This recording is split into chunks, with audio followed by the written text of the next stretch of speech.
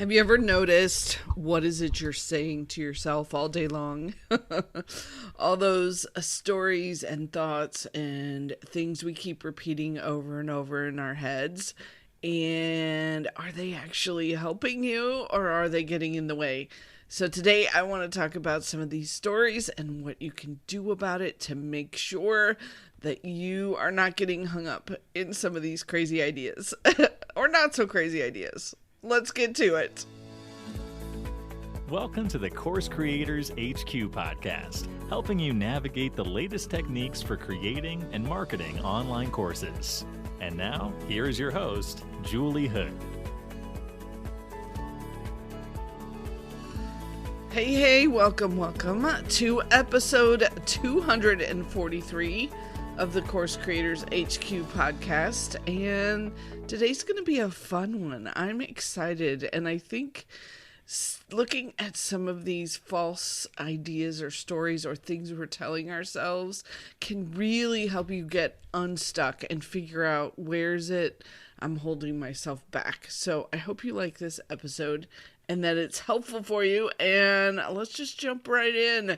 The first thing that you might be saying to yourself is, I need to be an expert before I can teach. And this one, I really hope you aren't telling yourself this one, because there's a couple things.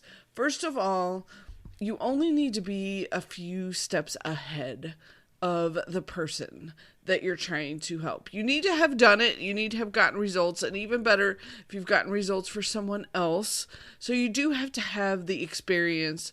However, you don't need a PhD and 20 years of experience to be able to teach a course that is super helpful and gets someone a result. And I'll tell you, I actually think sometimes the instructors that are closer to the actual activity, that they remember what it was like to be a newbie, to not know a topic, I think they are some of the better instructors.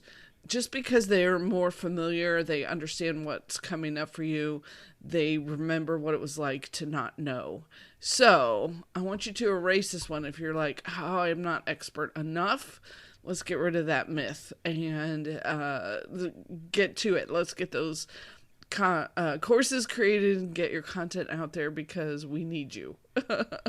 Okay, the second story that we are telling ourselves often is that I need a big audience to make sales.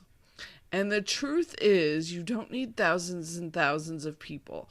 You actually need the right leads, the right people, and you'd be amazed if you have 100 engaged subscribers, how well that can convert, especially the first time through when you're offering something. So there is some nuance to making sure you're getting the right people. So if you don't have help with that, make sure you're getting some coaching around it. But you don't have to have an email list of 50,000 people in order to sell a course. The number three story we might be telling ourselves: if my course is good, it will sell itself. And this reminds me of that whole thing about build it and they will come. Unfortunately, that is not how it goes anymore. Great courses need just as much great marketing in order to make them work. And visibility and messaging, those are the things that will drive your sales. Unfortunately, quality by itself is not enough. And you also need to be out there so that you're constantly communicating with your audience, so they're hearing from you and they're staying connected to you, and they're kind of deciding, is this person going to help me? Do I believe they're the right person to help me?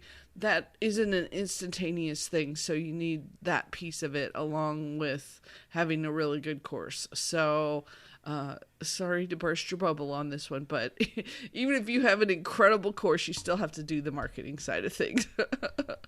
Okay, the story number 4 is that I need everything absolutely perfect before I can launch and put it out there. And I run into this one a lot.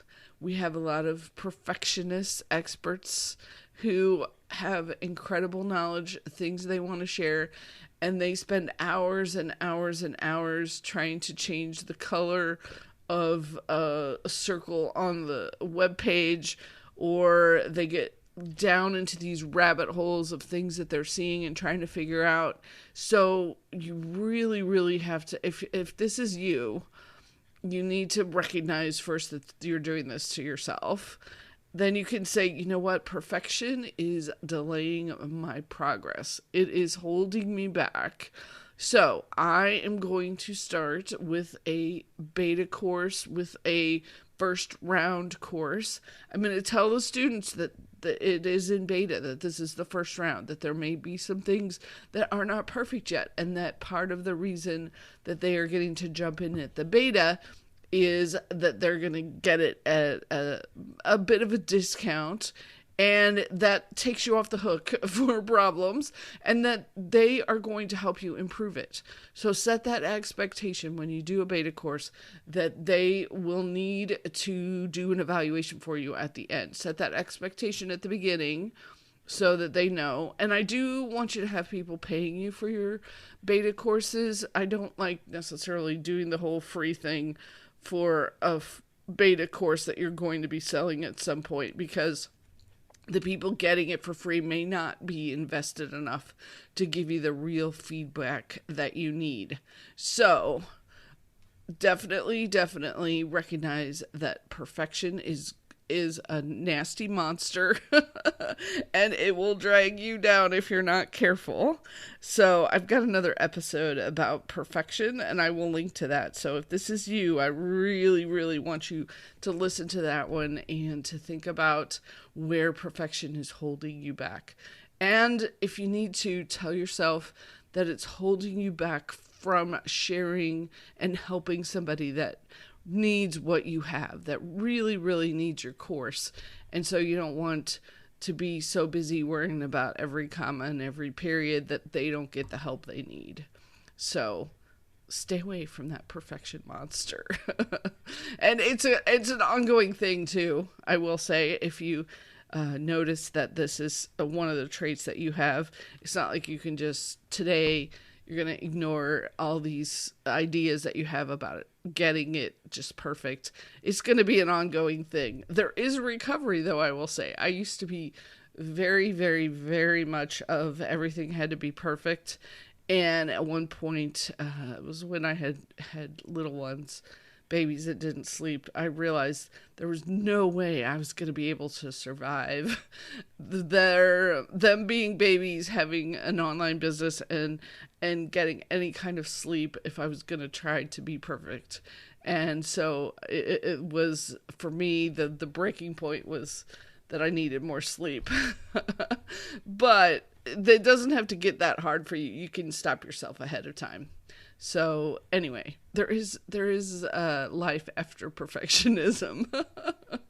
Okay, story number 5 is that people won't pay premium prices. And I hear this a lot from newer creators who don't feel like they can charge more for their courses. And here's a little bit of how I would explain this. First of all, people pay for speed, clarity, and getting them results. So your pricing can be reflective of that outcome, that transformation. It's not based on the number of videos you create or how long your course is. It's really based on what kinds of results that you can get. And then the second piece of this, as far as premium prices, is I feel like in every audience, you're going to have a wide range of folks. And you'll have some folks that, you're right, they're not ever going to pay premium prices. And that's okay. Maybe you have some kind of free offering, your blog or your podcast or something that you're giving away that they can get help from.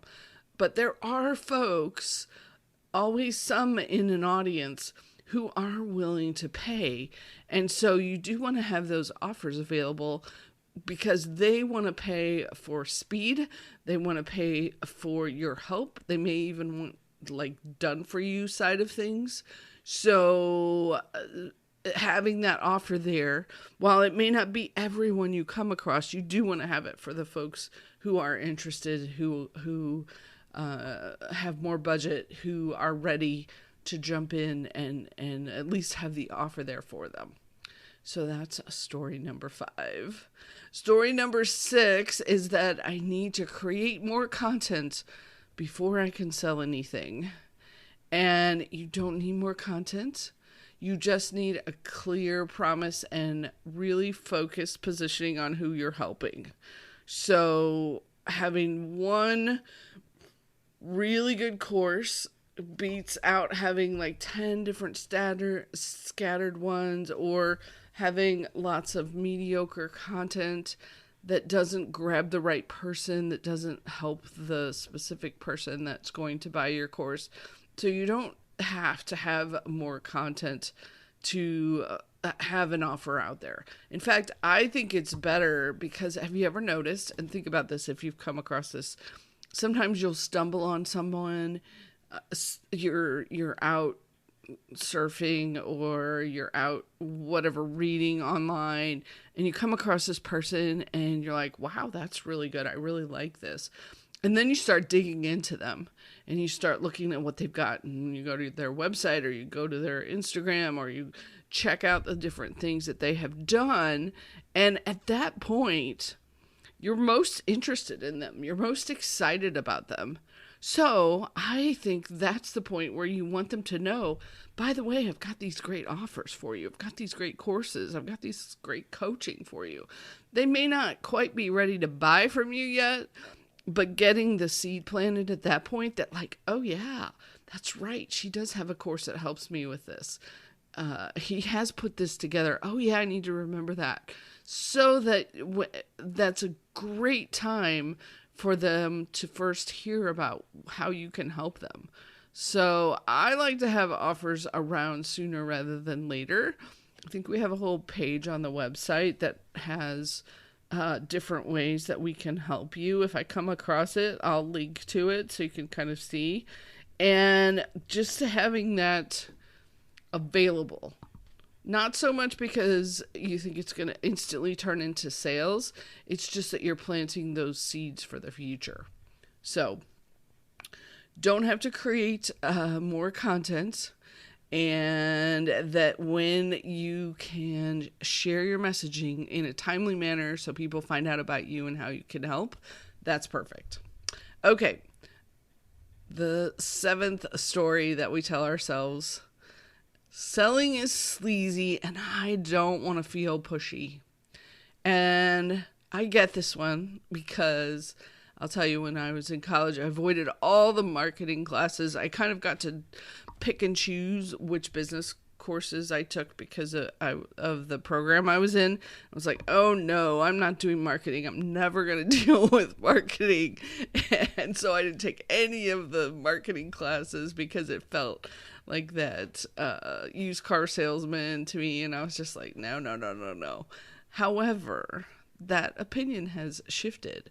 And the truth is, if you can look at selling in a different angle, in a different direction, and here's what I want you to think about. Selling is helping when you are 100% in belief that your offer is what will help someone. So if your course solves a problem, not selling it is actually, you're holding it back from people who need your help. So think of the selling side of things as actually helping them out, and it is okay for you to get rewarded for helping them out.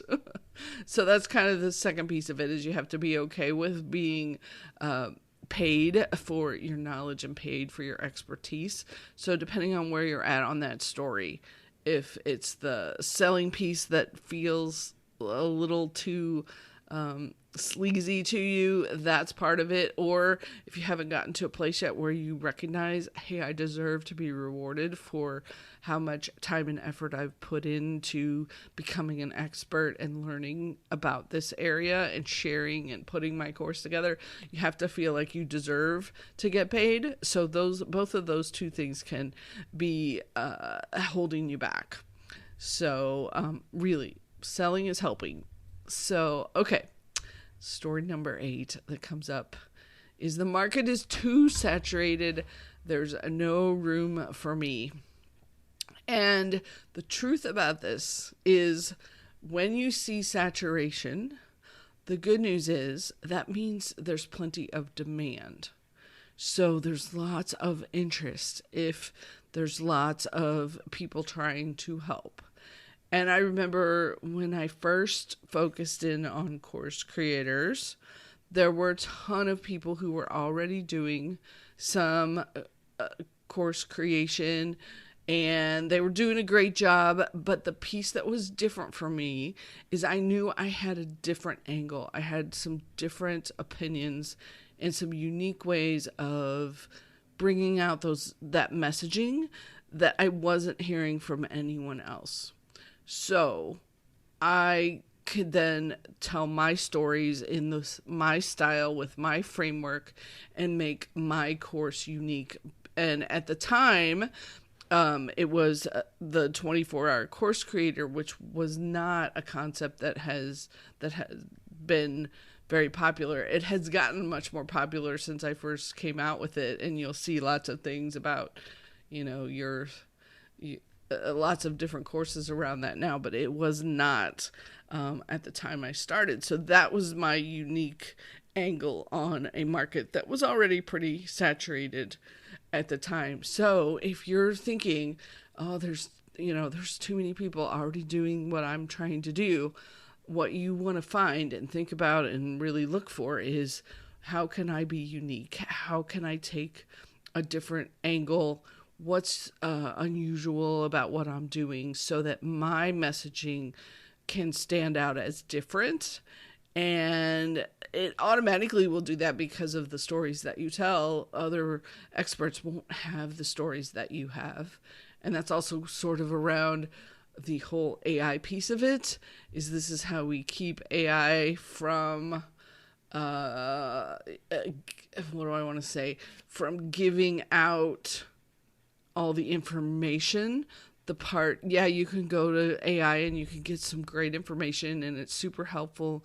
But what's going to carry forward into the future is the uniqueness of your stories, the uniqueness of your experiences. And that's not something you can pull from, that you can have ChatGPT write for you.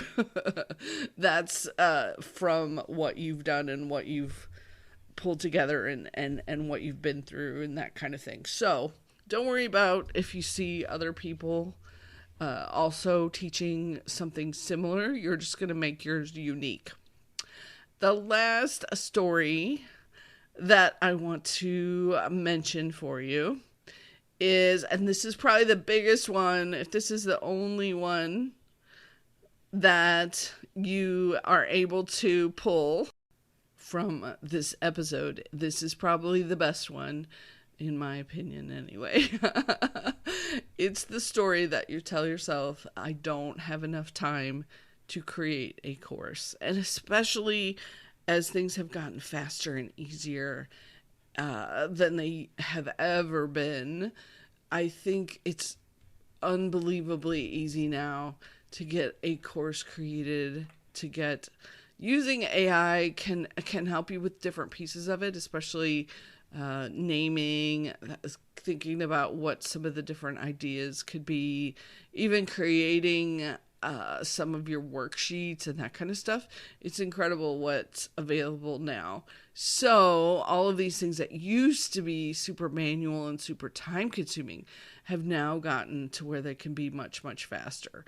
So it does go back to looking at your time, looking at your week and saying, okay, where can I make changes to give myself more time? And we have tons of episodes in the past about time and making things faster. So I'll put links to a few of those if this is one of the things where you're like, no, I really am one of those people that just don't have time.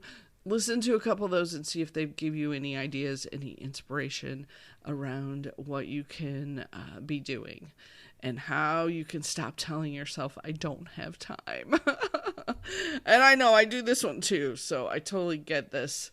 And it's a challenge. There's just a lot that we need to do, have to do, just having the right kind of energy to be doing what you need to do. That's the part I've been struggling with the most. So is having the energy at the right time, like to create this podcast. So 100%, I want to thank you for listening and coming back and being okay with missed weeks and missed episodes. It's been a very, very challenging year. I've took on a couple new corporate clients, which have been wonderful, and I love working with them. It just, the whole time situation has become much more challenging. So I'm saying this one from my own experience of trying to stop telling myself, oh, I don't have time for that, and getting past it. So thanks for listening. Thanks for being here anyway. This was a nice long episode, and I'm curious if any of these ideas resonate with you. Please work on them so that you can get past these stories that might be keeping you stuck. So take care, have a wonderful week, and I appreciate you being a listener and a follower. Thanks for everything. Have a good one, and I'll talk to you next week.